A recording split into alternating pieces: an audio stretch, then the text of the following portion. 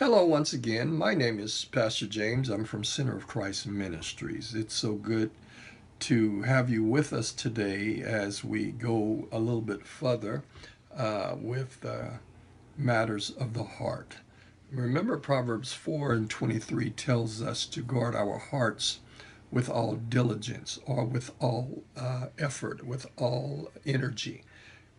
For from the heart the issues of life flow. In other words, guard your heart with all diligence because out of it come the issues of life.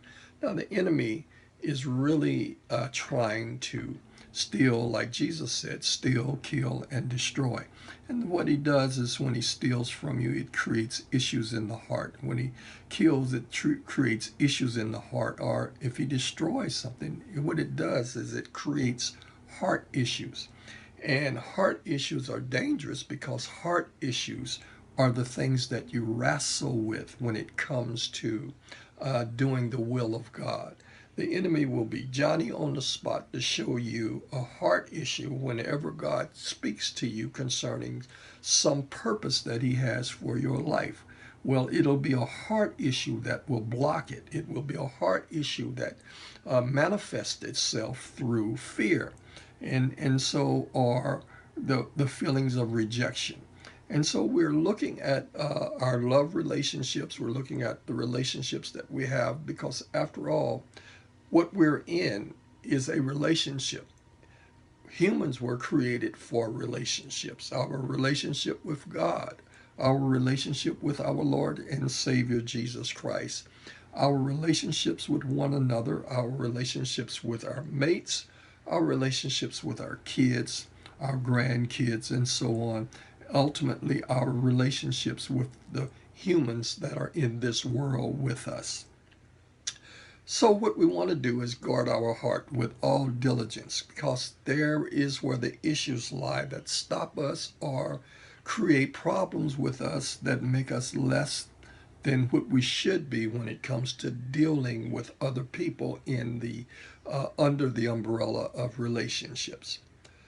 We've talked so far about the concept now of the love circle. This is where we first started with talking about the love circle.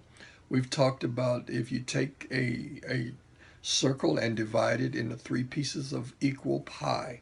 And we talked about the first piece of the pie, which is the commitment piece of love. Without commitment, there really isn't love. There's a lot of talk, but there's really no love without commitment. So commitment then rides or is built upon the foundation of character and integrity. If your character is not there, then your words probably won't mean very much. If your integrity is not there, then you probably can't be trusted when you're by yourself and there's no one around you. And without trust and your word means something, you can't really commit to anyone to have a real love relationship.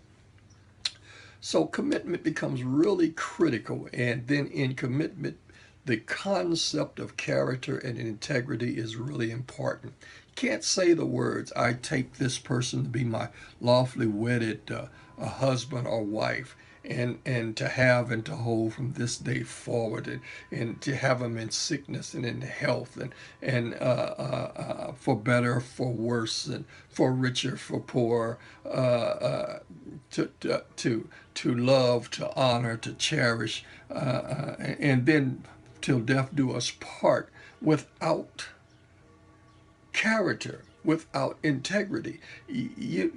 We have to understand that this person that we're actually saying we're going to do that to, or do that for, or do that with, is God's child. That if you're a husband, that's God's little girl. If you're a wife, that's God's little baby boy. That's his little king. And so you think in terms of your little child. How would you feel if someone promised to take care of your child until you come to get them, and then they abuse and neglect and misuse and mistreat and all of those other kind of things to make their life miserable? You'd be a little upset with that person that made that promise. Well, this is the concept of commitment. When we commit to something, if our character is not intact, if it's not strong, if our integrity is not in strong, then our words really mean very little. Okay, and so we talked about the area of commitment. The next area of the love circle is the area of the work of love. We talked about the work of love, why that's important. Because if we don't do the work of love, what we will lose is the feelings of love. Remember, we talked about hear the message, speak the truth, and work it out. Three basic concepts that come with skills. Hear the message, in other words, understanding skills, knowing how and learning how to develop the skills where the person that's talking to you feels like you understand them. Hear the message, learning how to listen in a way that communicates to that person that you actually get it, what it's like to be them. And we talked about speak the truth. We talked about whenever you have a problem, you have to speak, even if the problem you're having is with their behavior, because the problem is not them. The problem is you. Whenever you have a problem, the problem is your problem, even if that problem is with their behavior. So they're going along doing what they do. They're just living their life in the world. If their behavior is a problem for you, you have to speak. The concept here is how do I speak to you about my problem where I maintain your goodwill? Remember, we talked about this frame. I think it was in the very beginning of our time together, very beginning, very first time we were on. This frame, you remember, intentional people do things on purpose to reach an intended goal. And then down the side of our frame, nothing changes if you don't spend time. And then at the bottom of the frame, you can't solve problems without goodwill. And then on the other side of the frame, spending time doing the wrong thing is wasting time. So at the bottom of your frame, you can't solve problems without goodwill. Changes how I talk to you, especially if I need your goodwill to solve my problem. So that changes how I speak to you. I can't speak to you any kind of way, say anything to you in any tone of voice I want to. If I speak to you in a condescending way or disrespectful way, you lose goodwill for me. And once you've lost goodwill for me, to you now, it doesn't matter if I'm right or if I'm in pain or anything. You could care less because you've lost goodwill for me. Goodwill simply means I want your life to be good, and I'm willing to do what I can to make it good. And so that means I need to learn how to speak to you in a way where I can maintain your goodwill, yet help you understand my experience with the problem that I'm having. All right, and we talked about an XYZ message. An XYZ message is actually a formula. The X stands for non-blameful disclosure of behavior. How can I say what my problem is with your behavior without blaming you about it? The Y stands for the tangible effect that behavior has on me. What does it do to me tangibly or physically? What kind of effect does it have on me? And then the Z stands for my feelings about that effect, not your behavior, that effect. Okay, and so that helps us be able to talk about problems in a way where we are most likely to get your buy-in with goodwill. Okay, and then we talked about working it out, learning how to work it out. We talked about you can't really begin to work through a problem if we don't define the problem in terms of need. Most of the time, people define problems in terms of solution. They try to work out problems in terms of solution. What we need to do is work out problems in terms of need. We first need to define the need. What is the need? Most generally, needs are not in conflict. What's generally in conflict are solutions. Okay, if I need to go to work, you need to go to school, those needs aren't in conflict. The solution may be in conflict. If I need the car to go to work, you need the car to go to school. The conflict is not in the need, the conflict is in the solutions. But if we lose goodwill trying to define the problem in terms of the solution. I need the car. No, you need the car. No, I need the car. I need it more than you do. No, I'm more important than what you're doing. What I need is why we got the car. If we try to define the need like that, we lose goodwill for each other. And once we lose goodwill, our creativity is gone. And if we lose our creativity, we can't solve nothing. Okay, so remember, hear the message, speak the truth, work it out. One of the most important thing I can say to us about these kinds of things is find a relationship class. We're planning on doing one coming up here, maybe in October, a big workshop.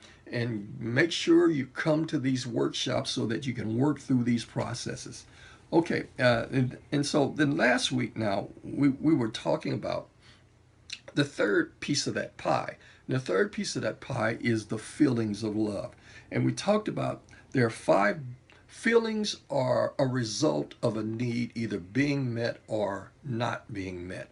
And so we talked about 5 basic needs. We talked about the need of respect. We talked about the need of importance.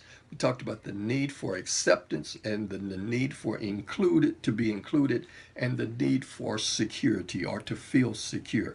We looked last week at the need, 2 of them, the need for respect or to be respected, and the need for importance.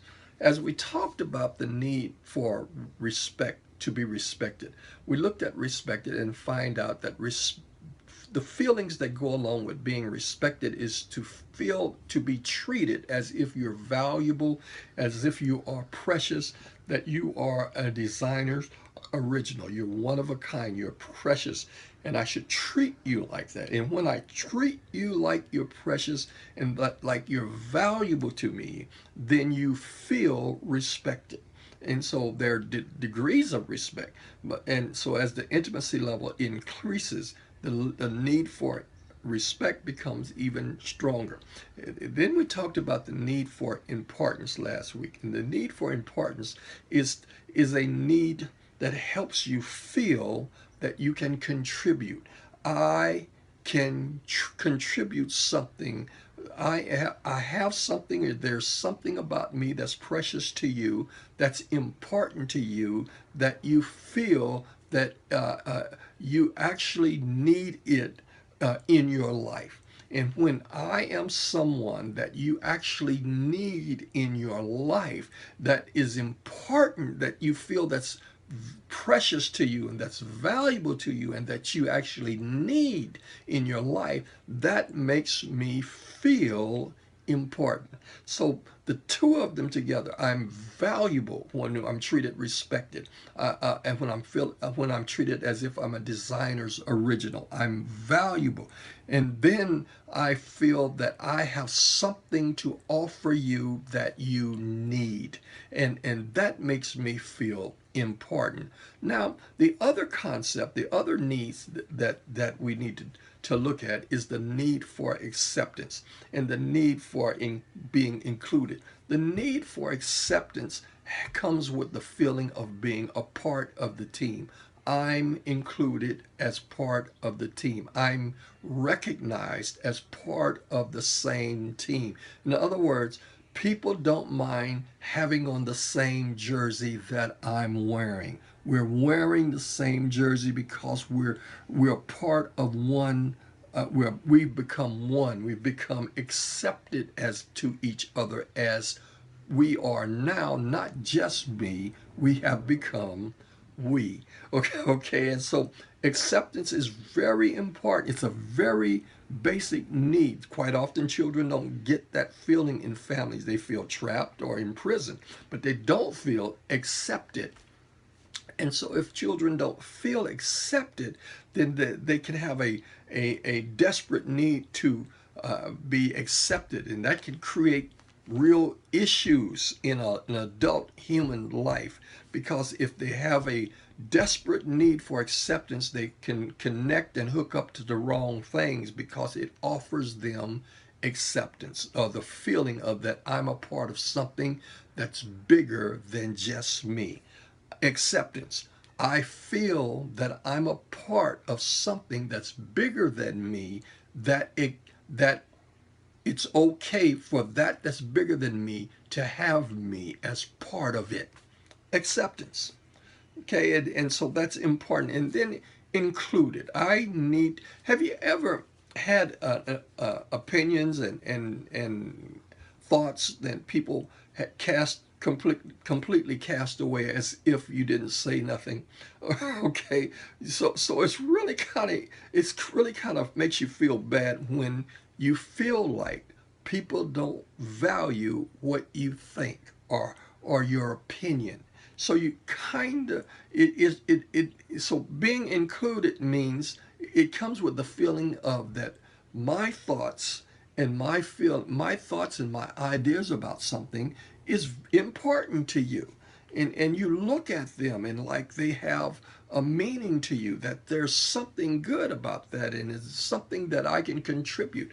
And so again, respected, valuable, important, uh, uh, uh, accepted, and then included. Accepted, I'm a part of the team. Included, my ideas are okay with you. You may not agree with them, but you value the fact that I have ideas. And so you want to hear them. I have the sense then of being included in the conversation. And then importance. There are needs that you have that I have the ability to meet. That becomes that you feel that I have the ability to meet. Let me say it again. There are needs that you have that you feel that I have the ability to meet. That makes me feel important, okay? Value, respected. You feel that I am valuable to you and you treat me as if I'm valuable to you, as if I'm so precious that there's only one like me, and so you take care of me as if I'm a designer's original. That's valuably, extremely rare and extremely precious, and so you guard and take care of me. I That is a level of respect. Now there are levels of respect, but that is a high level of respect, and you can see then with acceptance, you feel that you identify with me. You and I identify with each other. We have the same jersey on, and you're okay with wearing the same jersey that I'm wearing. I feel accepted by you.